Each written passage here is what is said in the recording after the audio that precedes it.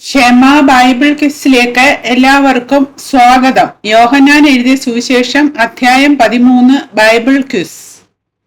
ഏത് പെരുന്നാളിന് മുമ്പേ താൻ ഈ ലോകം വിട്ടു പോകുവാനുള്ള നാഴിക വന്നു എന്ന് യേശുവിന് അറിയാമായിരുന്നു. പെസഹ പെരുന്നാളിന് മുൻപേ താൻ ഈ ലോകം വിട്ട് ആരുടെ അടുക്കൽ പോകുവാനുള്ള നാഴിക വന്നു എന്ന് യേശുവിന് അറിയാമായിരുന്നു. പിതാവിന്റെ അടുക്കൽ.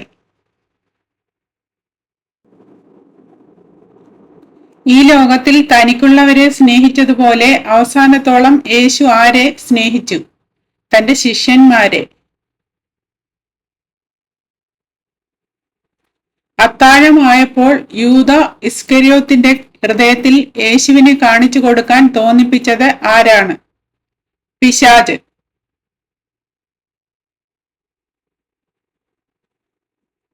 പെസഹ പെരുന്നാളിന് മുമ്പേ താനും ശിഷ്യന്മാരും അത്താഴം കഴിച്ചപ്പോൾ യേശു അറിഞ്ഞിരുന്ന 3 കാര്യങ്ങൾ ഏതെല്ലാം? പിതാവ് സകലവും തന്റെ കയ്യിൽ തന്നിരിക്കുന്നു എന്നും താൻ ദൈവത്തിന്റെ അടുക്കൽ നിന്ന് വന്ന് ദൈവത്തിന്റെ അടുക്കൽ പോകുന്നു എന്നും. അത്താഴത്തിൽ നിന്ന് എഴുന്നേറ്റ് യേശു വസ്ത്രം ഊരിവെച്ച് എന്തെടുത്ത് അരയിൽ ചുറ്റി. ഒരു തുവർത്ത് എടുത്ത് അരയിൽ ചുറ്റി.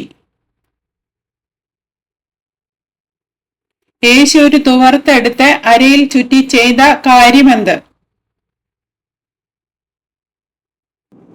ഒരു പാത്രത്തിൽ വെള്ളം പകർന്ന് ശിഷ്യന്മാരുടെ കാൽ കഴുകുവാനും അരയിൽ ചുറ്റിയിരുന്ന തുണി കൊണ്ട് തുവർത്തുവാനും തുടങ്ങി. ശീമോൻ പത്രോസിന്റെ അടുക്കൽ വന്നപ്പോൾ അവൻ യേശുവിനോട് പറഞ്ഞതെന്ത്?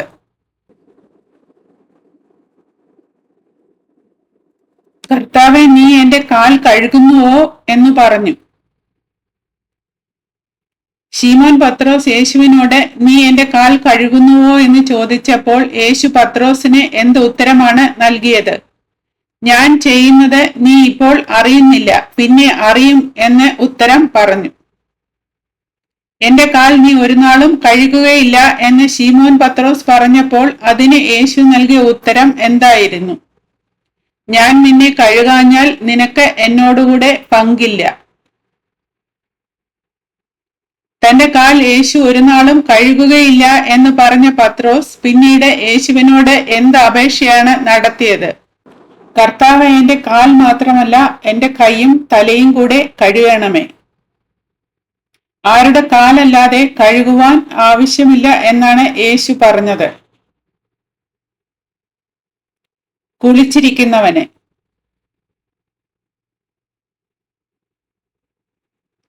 നിങ്ങൾ ശുദ്ധിയുള്ളവർ ആകുന്നു, എല്ലാവരും അല്ലതാനും എന്ന് യേശു പറഞ്ഞത് എന്തുകൊണ്ടാണ്?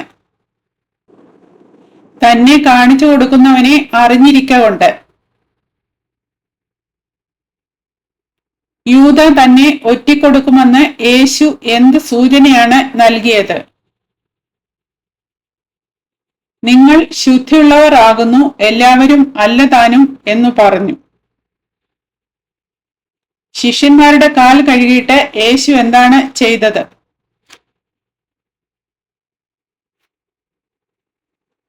വസ്ത്രം ധരിച്ച് വീണ്ടും ഇരുന്ന് അവരോട് പറഞ്ഞു, നിങ്ങൾ എന്നെ എങ്ങനെയെല്ലാം വിളിക്കുന്നു എന്നാണ് യേശു പറഞ്ഞത്? ഗുരുവെന്നും കർത്താവെന്നും. കർത്താവും ഗുരുവുമായ താൻ ശിഷ്യന്മാരുടെ കാൽ കഴുകിയെങ്കിൽ അവരും തമ്മിൽ എന്തു ചെയ്യണം എന്നാണ് യേശു കൽപ്പിച്ചത്? അവരും തമ്മിൽ കാൽ കഴുകേണ്ടതാകുന്നു. യേശു ശിഷ്യന്മാർക്ക് എന്ത് ദൃഷ്ടാന്തമാണ് നൽകിയത്? ഞാൻ നിങ്ങൾക്ക് ചെയ്തതുപോലെ നിങ്ങളും ചെയ്യണം എന്ന ദൃഷ്ടാന്തം ഞാൻ നിങ്ങൾക്ക് തന്നിരിക്കുന്നു. ആരാണ് യജമാനനേക്കാൾ വലിയവനല്ലാത്തത്? ദാസൻ.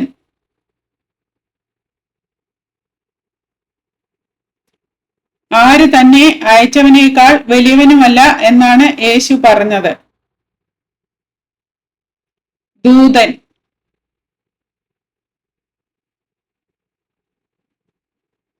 യേശു പറഞ്ഞ കാര്യങ്ങൾ അറിഞ്ഞു ചെയ്യുന്നവരെ അവൻ എന്തെന്നാണ് വിശേഷിപ്പിച്ചത്? ഭാഗ്യവാന്മാർ.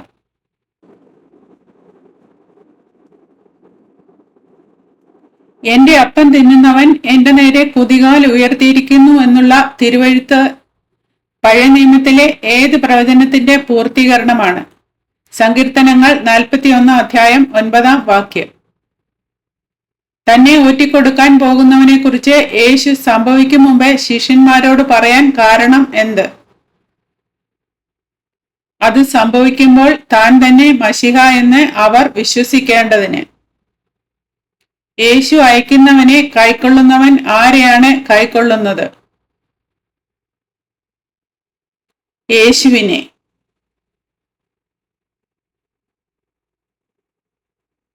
യേശുവിനെ കൈക്കൊള്ളുന്നവൻ ആരെ കൈക്കൊള്ളുന്നു?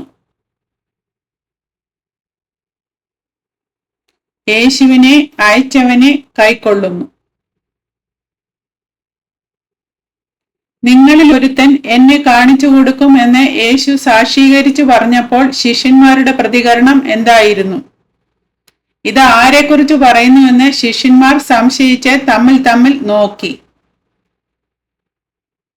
അവസാന അത്താഴത്തിൽ യേശുവിന്റെ മാർവിടത്തെ ചാരിക്കൊണ്ടിരുന്നയാൾ ആരാണ്? യേശു സ്നേഹിച്ച ശിഷ്യൻ. നിങ്ങളിൽ ഒരുത്തൻ എന്നെ കാണിച്ചു കൊടുക്കും എന്ന് യേശു പറഞ്ഞത് ആർ എന്ന് ചോദിപ്പാൻ പത്രോസ് ആംഗ്യം കാണിച്ചത് ആരോടാണ്? യേശു സ്നേഹിച്ച ശിഷ്യനോട്. യേശു സ്നേഹിച്ച ശിഷ്യൻ യേശുവിന്റെ നെഞ്ചോട് ചാഞ്ഞ് അവനോട് ചോദിച്ചതെന്ത്? കർത്താവേ, അത് ആർ എന്ന് ചോദിച്ചു. യേശുവിനെ കാണിച്ചു കൊടുക്കുന്നവൻ ആർ എന്ന് താൻ സ്നേഹിച്ച ശിഷ്യൻ ചോദിച്ചതിന് യേശു എന്ത് ഉത്തരം പറഞ്ഞു? ഞാൻ അപ്പഖണ്ഡം മുക്കിക്കൊടുക്കുന്നവൻ തന്നെ എന്ന് യേശു ഉത്തരം പറഞ്ഞു. യേശു അപ്പം മുക്കിക്കൊടുത്തത് ആർക്കാണ്?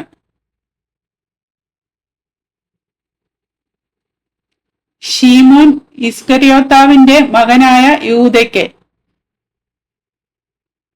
അപ്പഖണ്ഡം വാങ്ങിയ ഉടനെ സാത്താൻ ആരിൽ കടന്നു? ശീമോൻ ഇസ്കരിയോത്താവിന്റെ മകനായ യൂദയിൽ. അപ്പഖണ്ഡം വാങ്ങിയ ഉടനെ സാത്താൻ യൂദയിൽ കടന്നു. അപ്പോൾ യേശു യൂദയോട് പറഞ്ഞത് എന്താണ്? നീ ചെയ്യുന്നത് വേഗത്തിൽ ചെയ്യുക എന്ന് പറഞ്ഞു.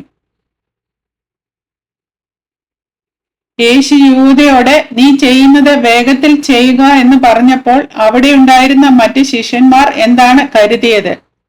പണസഞ്ചി യൂദയുടെ പക്കൽ ആകയാൽ പെരുന്നാളിന് വേണ്ടുന്നത് മേടിപ്പാനോ ദരിദ്രർക്ക് വല്ലതും കൊടുപ്പാനോ യേശു അവനോട് കൽപ്പിക്കുന്നു എന്ന്. അപ്പഖണ്ഡം വാങ്ങിയ ഉടനെ യൂദ എഴുന്നേറ്റ് പോയപ്പോൾ സമയം എന്തായിരുന്നു? രാത്രിയായിരുന്നു.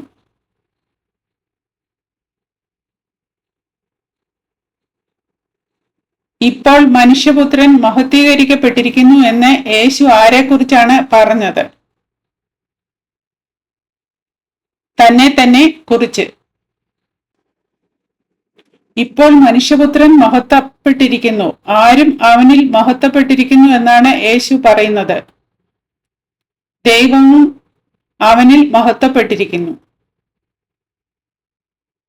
ദൈവം അവനിൽ മഹത്വപ്പെട്ടിരിക്കുന്നു എങ്കിൽ ദൈവം അവനെ എന്തു ചെയ്യുമെന്നാണ് യേശു വ്യക്തമാക്കുന്നത്? ദൈവം അവനെ തന്നിൽ തന്നെ മഹത്വപ്പെടുത്തും. ക്ഷണത്തിൽ അവനെ മഹത്വപ്പെടുത്തും. യേശു തന്റെ ശിഷ്യന്മാർക്ക് നൽകിയ പുതിയ കൽപ്പന എന്താണ്? നിങ്ങൾ തമ്മിൽ സ്നേഹിക്കണം എന്ന് പുതിയൊരു കൽപ്പന ഞാൻ നിങ്ങൾക്ക് തരുന്നു. യേശു ശിഷ്യന്മാരോട് തമ്മിൽ എങ്ങനെ സ്നേഹിക്കാനാണ് ആവശ്യപ്പെടുന്നത്? ഞാൻ നിങ്ങളെ സ്നേഹിച്ചതുപോലെ നിങ്ങളും തമ്മിൽ സ്നേഹിക്കണം. ക്രിസ്തുവിന്റെ ശിഷ്യന്മാരാണെന്ന് എല്ലാവരും എങ്ങനെ അറിയും എന്നാണ് യേശു പറഞ്ഞത്? നിങ്ങൾക്ക് തമ്മിൽ തമ്മിൽ സ്നേഹം ഉണ്ടെങ്കിൽ. ഞാൻ പോകുന്ന ഇടത്തേക്ക് നിനക്ക് ഇപ്പോൾ എന്നെ അനുഗമിപ്പാൻ കഴിയുകയില്ല, പിന്നത്തേതിൽ നീ എന്നെ അനുഗമിക്കുമെന്ന് യേശു ആരോടാണ് പറഞ്ഞത്? ശീമോൻ പത്രോസിനോട്. ഞാൻ പോകുന്ന ഇടത്തേക്ക് നിനക്ക് ഇപ്പോൾ എന്നെ അനുഗമിപ്പാൻ കഴിയുകയില്ല, പിന്നത്തേതിൽ നീ എന്നെ അനുഗമിക്കും എന്ന് യേശു ശീമോൻ പത്രോസിനോട് പറഞ്ഞപ്പോൾ പത്രോസ് ചോദിച്ചതെന്ത്? കർത്താവേ, ഇപ്പോൾ എനിക്ക് നിന്നെ അനുഗമിപ്പാൻ കഴിയാത്തത് എന്ത്? കർത്താവെ, ഇപ്പോൾ എനിക്ക് നിന്നെ അനുഗമിപ്പാൻ കഴിയാത്തത് എന്ത് എന്ന് ചോദിച്ചതിന് ശേഷം യേശുവിന് വേണ്ടി എന്തു ചെയ്യുമെന്ന് പത്രോസ് അവകാശപ്പെട്ടു. ഞാൻ എൻ്റെ ജീവനെ നിനക്ക് വേണ്ടി വെച്ചു കളയും എന്ന് പറഞ്ഞു. യേശുവിന് വേണ്ടി തന്റെ ജീവനെ വെച്ചു കളയും എന്ന് പറഞ്ഞ പത്രോസിനോട് തന്നെ എത്ര പ്രാവശ്യം തള്ളിപ്പറയുവോളം കോഴി കൂകുകയില്ല എന്ന് യേശു പറഞ്ഞു. 3 പ്രാവശ്യം. ചോദ്യങ്ങളും ഉത്തരങ്ങളും ഇവിടെ അവസാനിക്കുന്നു. ദൈവം എല്ലാവരെയും അനുഗ്രഹിക്കട്ടെ.